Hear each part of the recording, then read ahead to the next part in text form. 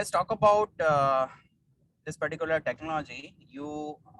Most of you have the glimpse of it, or most of you have information related to it, because this particular technology is pretty, what I can say is not a new technology, right? So it is something you can say is uh, in research.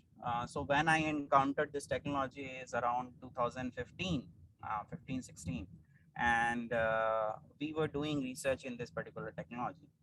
And before that, the thing is that before that, when we talk about the blockchain, so blockchain exists actually.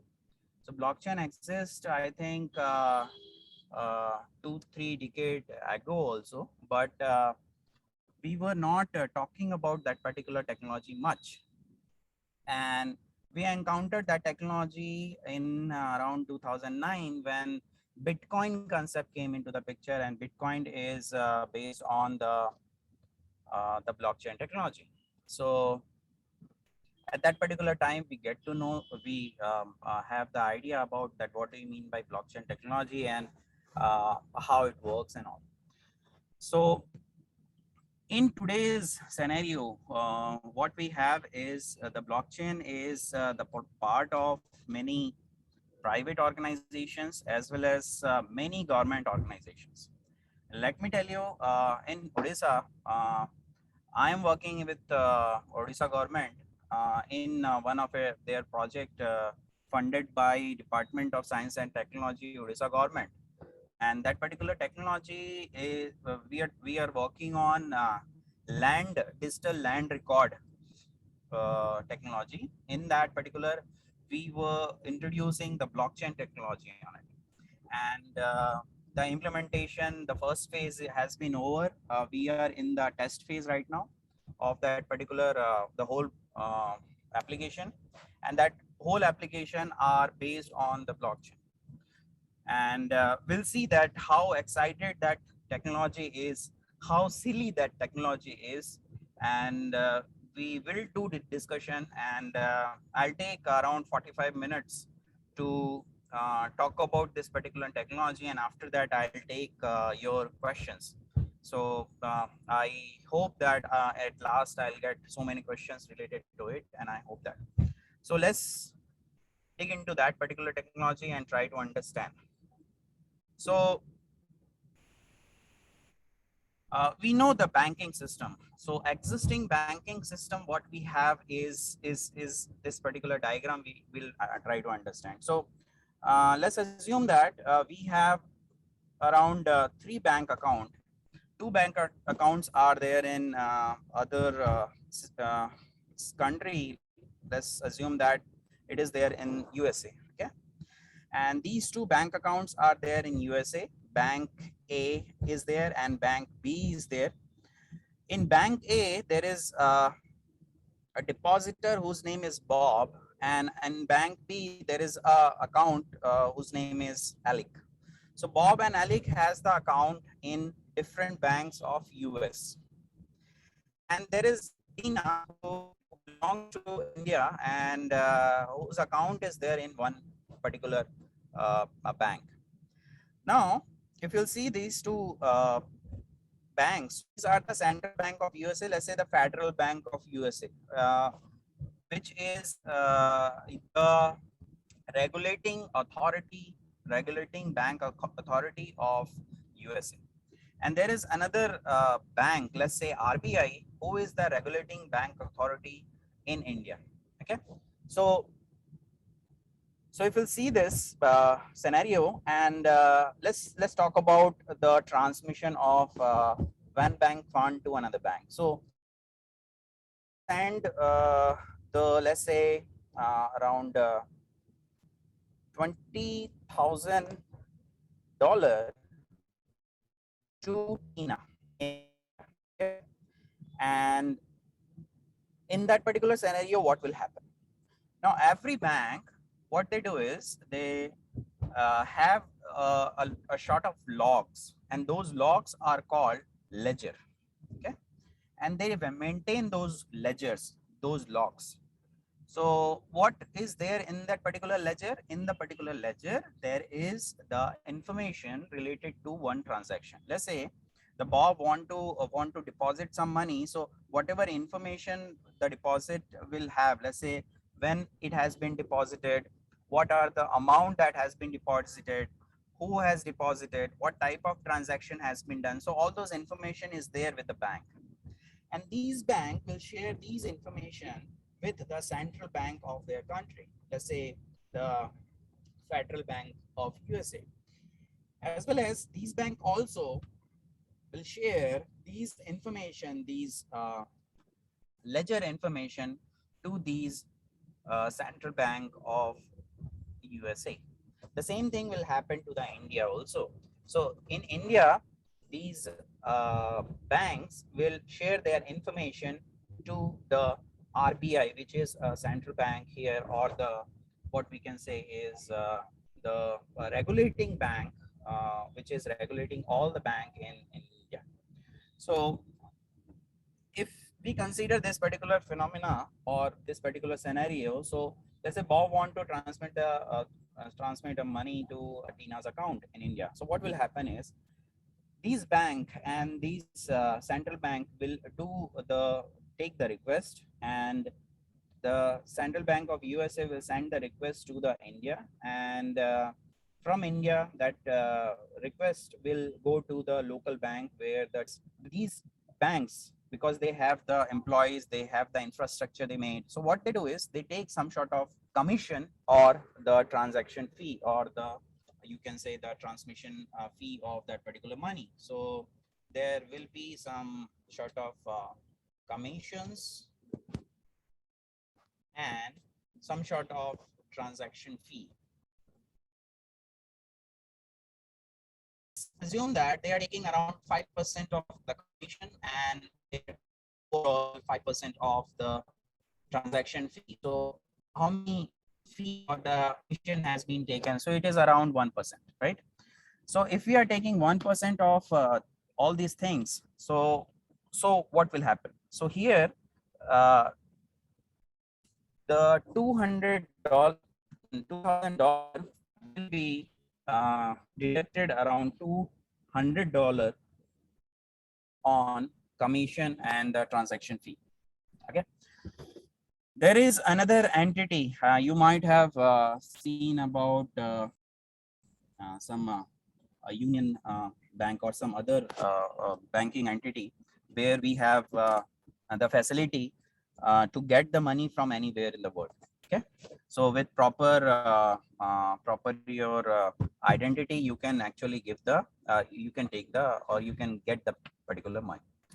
So this is a scenario we have, and to assume this particular scenario in mind, what will happen is the concept of Bitcoin came into the picture to reduce the commission charges, as well as to make these particular transaction very fast. The concept came in 2008, and in 2008 we have this particular white paper, which were talking about the Bitcoin technology, and which are taking the help of blockchain. Now in this white paper, as you can see, it is published in 2008, and as you can see, the author is Satoshi Nakamoto. The email address is also given, and the organization information is also given. So in this particular white paper, they talked about Bitcoin technology and how it is working. What are the working principle of that particular technology? Everything has been there in that particular white paper, and that particular white paper has been published in the name of Satoshi Nakamoto. And in the next year, 2009, we have the concept of blockchain technology, which is already been implemented and is a working model. And in this particular technology, we first seen the glimpse of blockchain technology. So So what is the feature of this particular Bitcoin technology? So what is the Bitcoin? So we all know that Bitcoin is nothing but the digital currency. Is also called cryptocurrency, created in January 2009. Bitcoin offered the promise of lower transaction fee than the traditional online payment mechanism and is operated by a decentralized authority. Now, it is operated by decentralized authorities. So there is no central entity like this particular scenario. Here we have central bank, right? A central entity which will regulate all the transmission of the money or the transmission of all the currencies. But here there is no such type of authority we have. Here we have that decentralized authorities, means the network that they are talking about is a decentralized. We also have the fact that the Bitcoin that we can print or we can issue is very less. So in India or in any of the country, we doesn't have a limit to print the currency, right? Otherwise, we do not have the currency factory which can print the currency, right? So here, what are the limit? It is 21 million Bitcoin can issued. That's all. And till now, around if we'll take the exactly amount, we have to refer the online information, but it is around 15 to 16, I think, or beyond, around 18 million has been already been issued. And to next 5 to 6 years, that particular amount will be is going to exhaust, means 21 million Bitcoin will be created. So till now, this is the uh, this may be the scenario right now. So it can use decentralized and distributed ledger system known as the blockchain with peer-to-peer network. Now here in this particular line, you can understand it is a decentralized and distributed ledger, and it is a blockchain, and it is working in peer-to-peer network, right? So here, these are the three terms that we are going to understand in next 2-3 slides. One more thing, let me tell you what do you mean by a Bitcoin. So Bitcoin is working in the environment where the transactions, whatever transaction will be done in the Bitcoin network will be verified by the untrusted entities or untrusted peers. So isn't it, it is hilarious, right? So transaction will be verified by untrusted peers in the network. So this is the beauty of the Bitcoin technology, and this is the beauty of the current blockchain scenario, right? So the untrusted entities are together will verified or will validate the transaction into the Bitcoin network. Now, this is the difference between the three, the centralized, the decentralized, and distributed network. So what is a centralized network? Is just like every other node in the network is depend upon the central node for storage of the data as well as for processing the result or to getting the result. Next is the decentralized network, and here we are talking about the storage of the data will be done in a decentralized way, means there is no central entity which will have all the data. The data is distributed among these peers. So if there is a one point failure occur, so every data will be lost and your network will be of no use. But here, if one peer will be lost, so we have other peers which has those data, similar type of data, which will help to give the data that we lost. Then we have the distributed network, and this distributed network, the concept of distributed network is every node will be connected to each other with tightly, as well as they will make the decision in collaboration in by giving their resources. What they do is they use to share the resources to make the decision. So that is the work of distributed network. So by making these two and tied up these two things, we have the concept of peer-to-peer network. Okay. And this peer-to-peer network is a distributed and decentralized network. And in this particular peer-to-peer network, one peer is nothing but a computer system which are connected to each other via the internet. Files can be shared directly between system in the network without the need of central server. In other words, each computer in peer-to-peer network become a file server as well as the client. So each node in the network either become the file system, or they will file server, or they can become the client to share those data in the network. The only requirement for the computer to join the peer-to-peer network are the internet connection or peer-to-peer software. So this is the requirement, right? So this is the requirement we have. So let me tell you one example of it. Most of us are using the Windows system, right? Most of are using the Windows system. So let's say in Bhubaneswar region or in any of region of India, we have different systems. And we have the server. What is the server is? This server is the Microsoft server. And all are using the Microsoft operating system. Let's say these system want to upgrade their self or want to update their operating system. So what will be done is they will contact, or they will get into the Microsoft server, and they will get the of the operating system, means updated data will be copied, or the updation version will be copied here, and in the system it will be installed. Now Microsoft, what they have done is they made their operating system from Windows 10 onwards as a peer-to-peer network.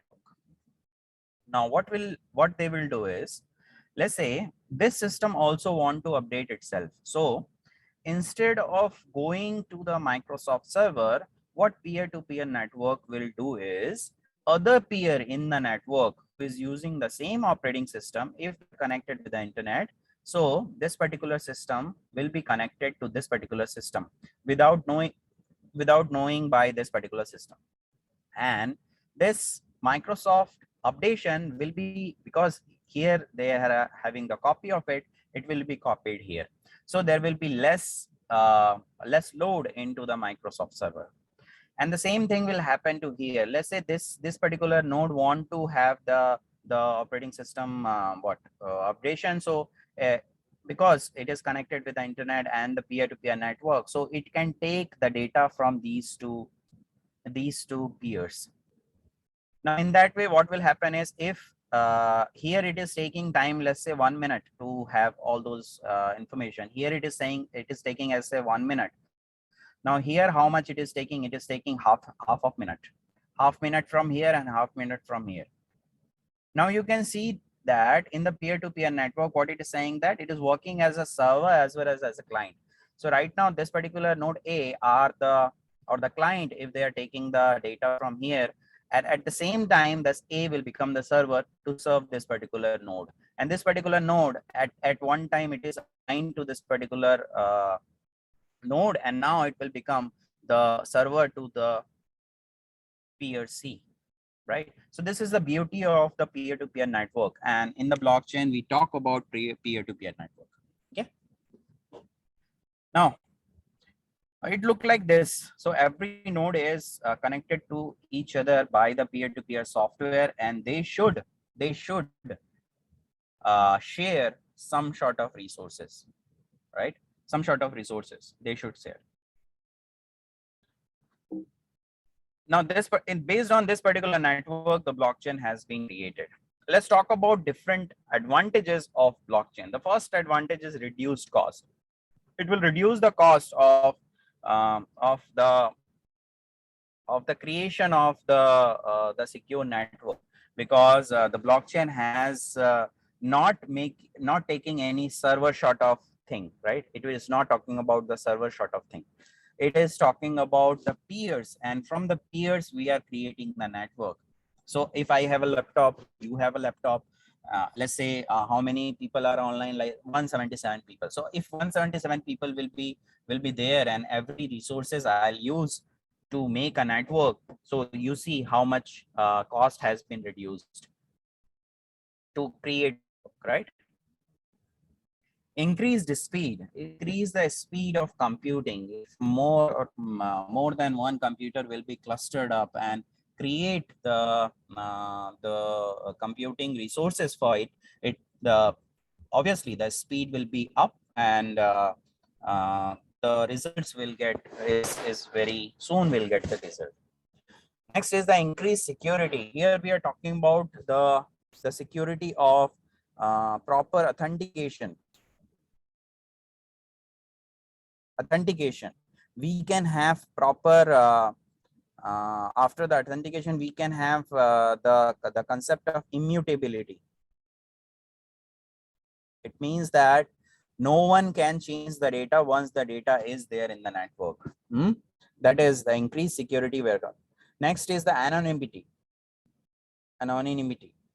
It means that every node in the network are anonymous. Means if somebody is doing the transaction, it doesn't mean that the whole information of that particular peer is visible to all.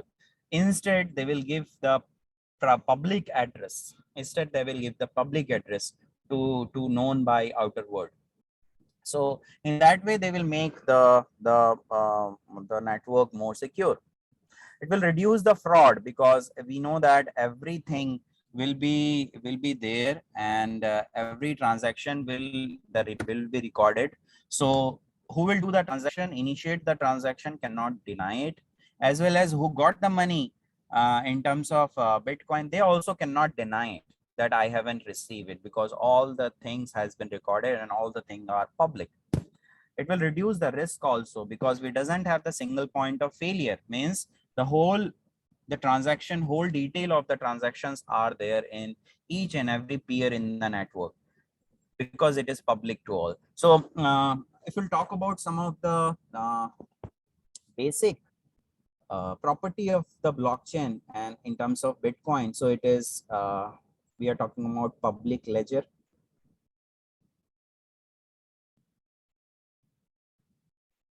The ledger are public, means everybody can see it. You can also see it. I'll show you that how it works. Second is it is immutable. Nobody can mutate it. Immutable. Next is proper authentication is there, means who is performing or who is initiating the transaction is properly authenticated. Authentication is there. Next is the anonymity will be maintained. So anonymity will be maintained, right? So that is also and it is more secure. Your there is no problem while one peer will be crashed. So there is data will be persistence.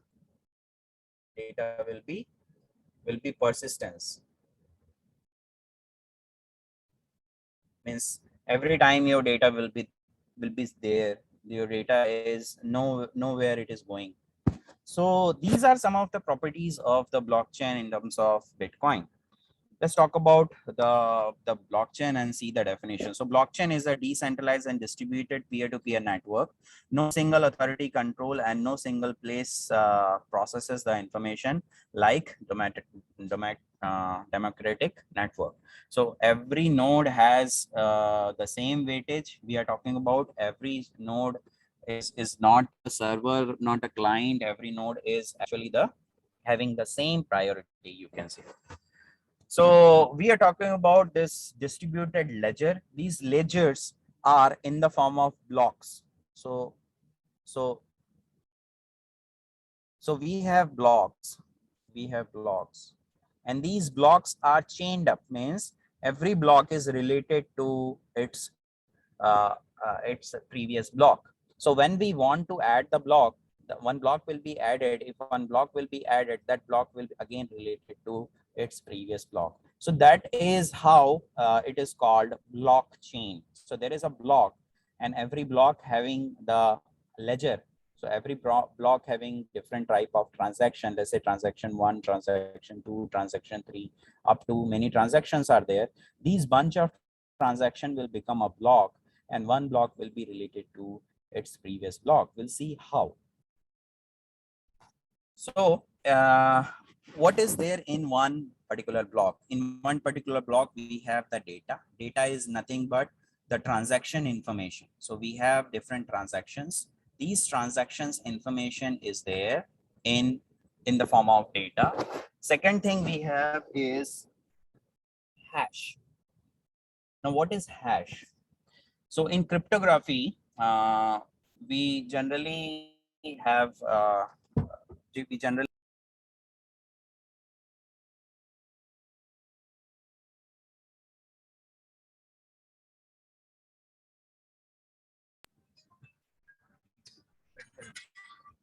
so we have these data. Data is nothing but the transaction, different transaction. And hash I am talking about is nothing but the cryptographic hash algorithms we are talking about.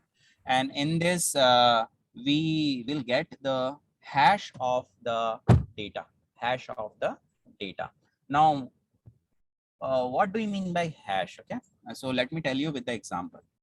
Most of you have the knowledge about hash, how we can find the hash in cryptography, or I'll let you know what is the hash. So what happen is, let's say we have a body, a human being, right? We human being have the fingerprint. Let's say the fingerprint is biometric of the body, and with that to know that this is one person and this is another person. Okay, so in every person has a different fingerprinting, yes or no?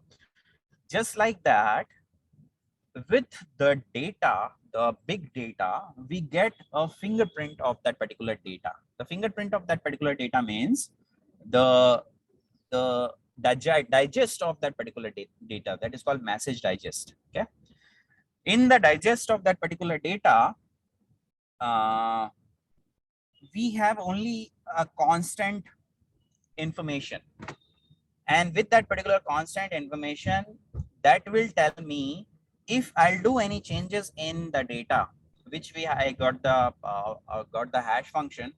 The whole hash function is going to change. If I'll change a bit of the data, the whole hash function is going to change. It's just like every human body has different hash values, right? The different fingerprinting is the same as that. Different data has different fingerprint, and fingerprinting is not at all going to match with each other. So that's why the hash will telling me that if I have the whole block has the hash value, and through the hash value get to know that if I'll do any changes in the block, the hash value is going to change. And that's why it is immutable. And why it is immutable, as you can see in a block, we are using the hash of the previous block. That's why one block is attached to another block, right? That's why one block is attached to another block. We make a chain of it. Why? Because we are using the hash of the previous block, and this particular hash of the previous block will be there in the block, and from that particular hash and the data, we get the hash of that current block. Then we'll make in the similar way. So so what is there in the data? As I told you, there is the transaction information is in the data, that who is initiated the transaction, to whom we are sending the money, and what are the amount of the money. So all those information is there in that particular transaction. And hash is nothing but what I told you, is just like a fingerprinting of that particular block. So it's a constant value that we are getting. And when we change, so as you can see the block, and if we change the block, the whole hash value is going to change. The whole hash value is going to change. It is not like only 1 or 2 bit are changing. As you can see here, the whole hash value is going to change. So in that way, we get to know that if somebody has mutated the block or not. So it is very what we can say, it is very important and very unique feature of the blockchain. So as we know that we have the previous hash of the previous block, right? So in that way we create the chain because we are using the hash of the previous chain. Now let's assume that we have this particular block, and the first block in the blockchain network, the first block which is created in the blockchain network, we cannot put the previous block, right? So in that particular hash, the hash value is all 0, and this particular block is called Genesis block. Genesis block are the block which are the first block is created in the blockchain network. Let's assume that we have 3 blocks in the network. So one block has the hash function. This is the hash value of it. Another block has the hash value of this is the previous. So it is the link of it. So, and this is the hash of value of this particular block. And this is the hash value of this particular block. And this is the previous hash. So as you can see in that way, one block is connected to another block. And again, one block is connected to another block. If we do any changes in any of the block, there will be a problem. And as you can see, because in the first block is having the or 0 in the hash value of the previous block, so that's why it is called Genesis block. So as you can see, if some malicious peer or some attacker in the peer want to change the block, so it will the hash value is going to change, and that's the hash value will affect the other block in the network. So it is very easy to get to know that if somebody has changed some data in the previous block or not. Because as I told you, in the peer, all the blocks will be stored, and every node has the authority, or they can see it or they can change it. So if some attacker want to update or manipulate the block of the blockchain, so what will happen is the next time when they will do the transaction, other peers in the network get to know that that particular person has done the changes, and then based on the agreement, that particular peer will be uh, taken out from the network, taken out from the network. So this is how we can say that the blockchain is immutable. We cannot change it. If somebody will change it, definitely we'll throw it out. And definitely if we'll throw it out, my data is not going to change because whole network has not changed the data. So my data will be there. The same data will be there, right? So that is the issue with when we are using the hash and somebody want to change it. Now there are some terms, so we'll see this particular term very quickly. Transaction is nothing but the exchange of value between the participants. What are the participant? Are the individual accessing of computer in value, are those are the participants who will initiate that particular transaction. Then we have the unconfirmed, either the block will be unconfirmed or block will be, the transaction will be unconfirmed. So whenever the block will be added into the blockchain or a transaction will be added into the blockchain, is known, uh, they will confirm it.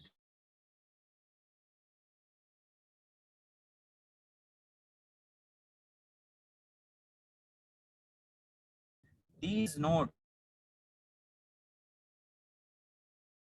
to the decision of any type of verification.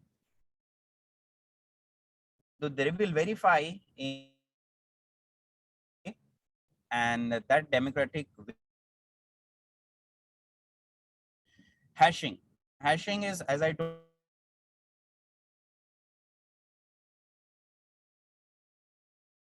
with that particular block. Immutable is is saying that nobody can change anything into the blockchain. Miners. So miners is the concept here. So what are the miners? So miners are nothing but peers in the network who are doing mining, and these miners is going to validate your transaction as well as they are going to validate your block. So miners will do the validation of the transaction as well as validation of the block. Okay, and in Bitcoin blockchain, the miners is going to mine miners are going to mine the block, or we can say the mining process is nothing but validating a block. So the whole process of validation of one block is taking around 10 minutes of time in Bitcoin blockchain. Okay. So these are about different terms. How miner will verify a transaction? So let's say if somebody has initiated the transaction, so definitely we'll see the source of its money or its wallet. What are the money they have? If they have $10 or 10 Bitcoin, and if they want to transmit, let's say 20 Bitcoin, so definitely will not allow it. So the amount that they want to transmit and small amount of transaction fee should be there in their wallet, then only will allow that. We'll see that whether we are doing the double spending of the money or not. Double spending of the money is sometime what will happen is they have initiated the transaction of A want to transmit 10 Bitcoin to one, and B want to transmit the 10 Bitcoin to B. And so A is want to transmit to B, or A is want to transmit to C at the same time, and that is not at all allowed. And that is the concept of uh, the double spending. Okay, so that is the concept of the double spending, and the double spending is not at all allowed in the uh, Bitcoin or the blockchain. Okay, so as well as we know that what are the maximum number of volume it has. So it has how many? 21 million. So 21 million Bitcoin will be the maximum amount that Bitcoin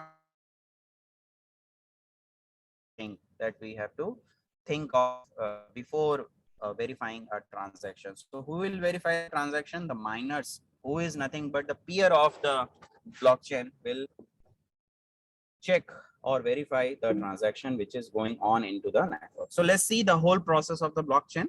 Okay. So let's assume that the Alec want to send the data, send the money to Bob. So let's say there is a Alec who want to send some Bitcoin to Bob. So in that particular transaction, what will happen is the address of Alec, the address of Bob. So that is nothing but the public address. It is not the actual address or actual name or actual, right? And the amount, let's say they want to transmit, let's say 10 Bitcoin. So the information will be there with them. Okay. And some fees amount of the money. So this is my transaction. The whole transaction will be digitally signed by the Bob. So the Bob will sign Alec will sign it with their private key. So private key will be used, and that private key will be used of the Alec. So Alec private key will be used for the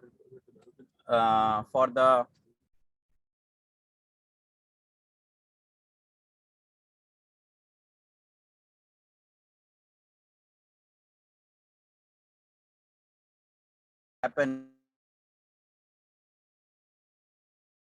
will verify that yes, this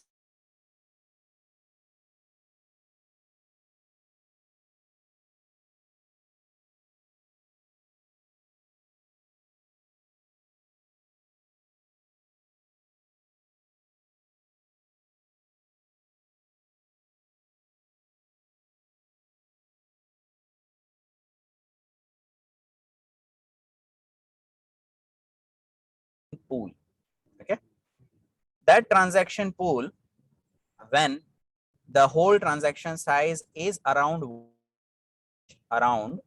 MB, at that point it will create a block, and in each block we have different transactions. In each block we have different transactions, T1, T2, T3, T4, in that way around 1 MB. Okay,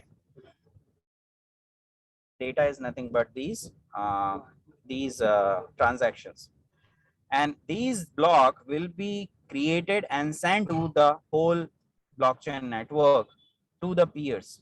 Okay, so all the peers who will do the mining, we send all these data, and as we broadcast all these data, the miner who will solve the puzzle and who will mine the block first will inform other miners in the network. Other miners will verify their solution of the puzzle, and they will validate the block. Once the block will be validated, the miner who will do the first reward and block add to the blockchain. After the transaction will be completed and block will it. So this is the whole process in the blockchain. The same thing happened to different applications. This is one application we are talking about, blockchain application. The different applications will be there. Let's say we want to store the digital health record of the of a person, or if we want to store the digital land record of a particular owner. So whole this process will be almost the same, but this is the gist of it. Now, to do this type of the mining of that particular data of particular block, that mining will be done using some consensus algorithm. So the consensus algorithm that is used in the Bitcoin are called proof of work. Okay, so with the help of proof of work, we used to do the mining, and everybody will be agreeing upon one common result, and in that way they will verify the block. This is proof of work. Proof of a stack means it is used in different blockchain. What is the proof of a stack is we have the miner who has the highest stack into the blockchain. That particular miner will get the get the chance to become the miner into the blockchain. Then there is a dedicated proof of work. So what will happen is there are different miners available, and one of the miner will be voted, and based on the vote, they will become the miner of that particular blockchain. Then there is a proof of elapsed time. In this particular consensus algorithm, what will happen is randomly we choose the miner based on some random number, and after that particular person, that particular peer will become miner once, other miner will get the chance. Okay, so that is the proof of elapsed time. And the proof of authority, in this is used in Ethereum blockchain or IBM Hyperledger blockchain. What will happen is in proof of authority is again it will actually used in the private blockchain, where the blockchain is for only for some institution. So if we want to make the blockchain for the state government, yeah, or something, so they will choose the miners that there are dedicated miners who will do that particular mining. Okay, proof of elapsed time is developed by Intel and is also using in Hyperledger blockchain. Now in the proof of work, which is used in the Bitcoin, so as I told you, to add the block into the blockchain, it is taking around 10 minutes of time. Okay, and for the proof of work, they have to solve some sort of puzzle. Okay, so about the detail of the whole process of POW, I'll let you know with the help of a diagram. Otherwise, it will take a lot of time to tell you all those things. And yeah, so what is the problem here? Problem here in the blockchain is if more than 50% of the peer have the majority, they can hack the whole blockchain. That is the problem related to blockchain. Second is we have to use for that some supercomputers, which with the help of that we can actually hack the whole network.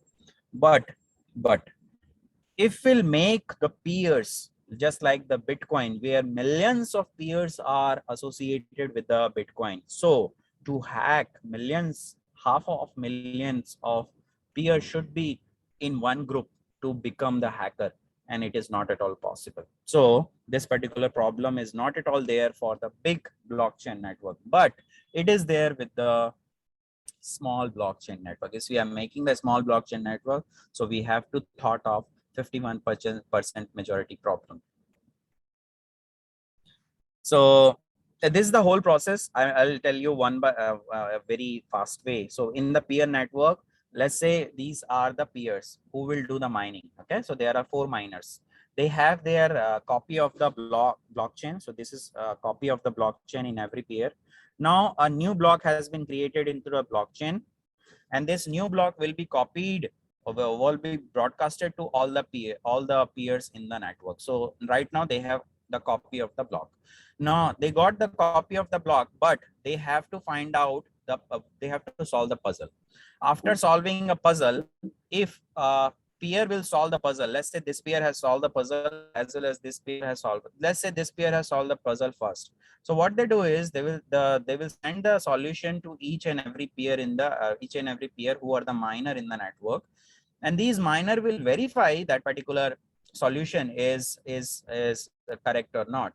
If that particular solution is correct, and everybody will validate it, so that particular consensus will be done, and after the consensus means after the agreement, the block will be added into the blockchain. Okay, so this is the whole scenario. This is a timestamp related to the blockchain technology. In 1991, in the conference by Stuart Haber, they have told about the blockchain network and talked about the blockchain security. And after so many years, the Bitcoin concept has been came with the white paper in the name under the name of Satoshi Nakamoto, which is not at all there, which is not at all exist. Actually, the Bitcoin is made by group of people or group of companies. Okay, we don't know the actual person who has actually done it, but it is the you can say alias name or the proxy name of the Bitcoin creator. So this paper has been come into the picture in 2009. Actual Bitcoin has been implemented, and then in 2014 onwards we have shifted our attention from Bitcoin to the blockchain, and in 2015 onwards the research is happening, and in 2015 Hyperledger has been created by Unix, and then set of use cases has been implemented in 2019 means sorry 18 means in 2018 actually we are thinking beyond the banking system or the coin currency transmission. Okay, so this is the whole history of it. The digital signature, we know the process of digital signature. If you doesn't have the information about the digital signature, you can go through any of the video related to the digital signature. Same digital signature we use in the blockchain. The hashing algorithm we use is a SHA 256, and this hashing algorithm, let's say this is your block, and this block will be creating a hash value. So SHA 256 will be used in the Bitcoin, and if we do any sort of changes, let's say the small s will be here instead of capital S, so the whole hash will be changed. So as that's why with this property we are using the hash in the blockchain. Blockchain architecture, this is in one block we have some block header, and then we have the data, the actual transaction. So header we have the technical data, some Markle root, difficulty target of that particular puzzle, previous block previous block hash, then timestamp, then nonce, everything will be there, is the part of the header, and actual data will be there. We use the Markle tree to find out this Markle root. Okay, Markle tree is nothing but the tree we got transactions. Every transaction will create the hash of it. Every transaction will create the hash of it, and two of the hash will create another hash. Again, two of the hash will create another hash. Again, two of the hash will create another hash, and we'll got at last we'll got that particular root. Instead of putting the whole transactions hash value, we used to put only one transaction hash value in the form of Markle root. Okay. There are different type of blockchain: public, private, consortium, and hybrid blockchain. It is used with different application. If you want to make the blockchain for your private network, this is a private one. Consortium means it is with a group of 2 or more organization. Hybrid is the combination of public and private. If you don't want to put some sensitive data outside, you can make it private. If you want to put some non-sensitive data outside, you can have it public. Okay, so these are different type of blockchain. We have different application, 50 plus application will be is there. Is supply chain we can use, in healthcare data we can use, shipping, real estate, right?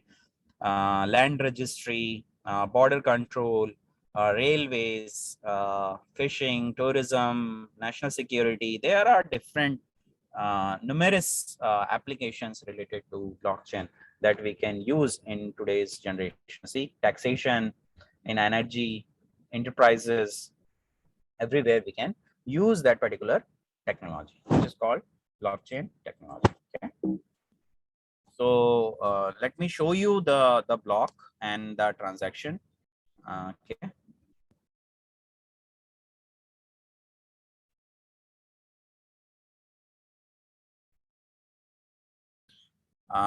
This is the Bitcoin. Okay.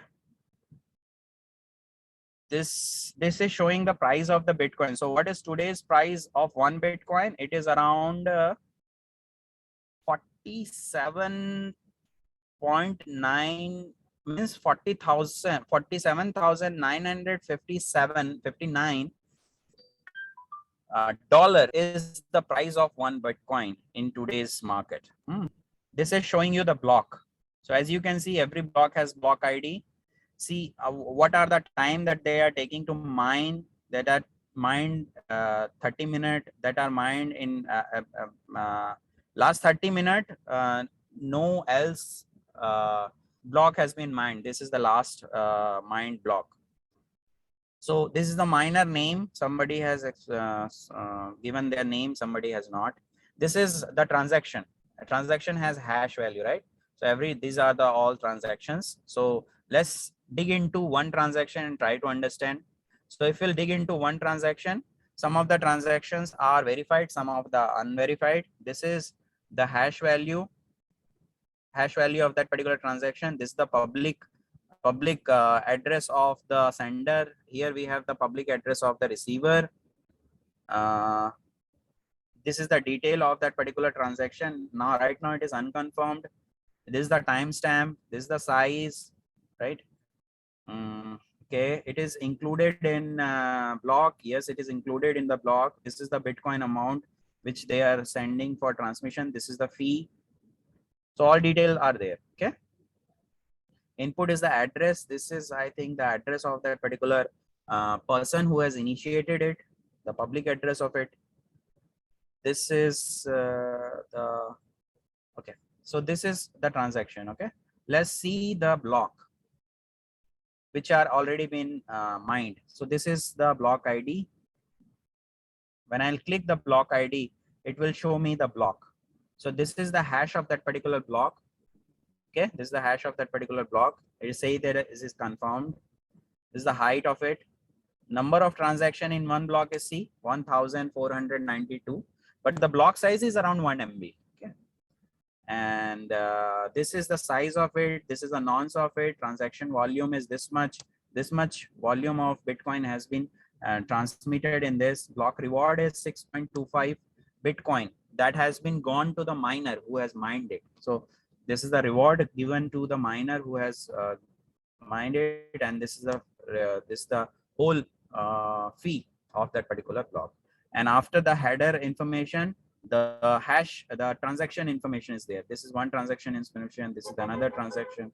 This is another transaction information. This is, so in that way we can go on and find out 1,400, how much? 1,492 transaction at total. Okay.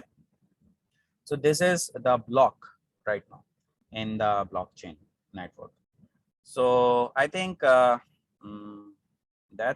is all related to the blockchain and the cryptocurrency. So thank you very much. Do you have any questions?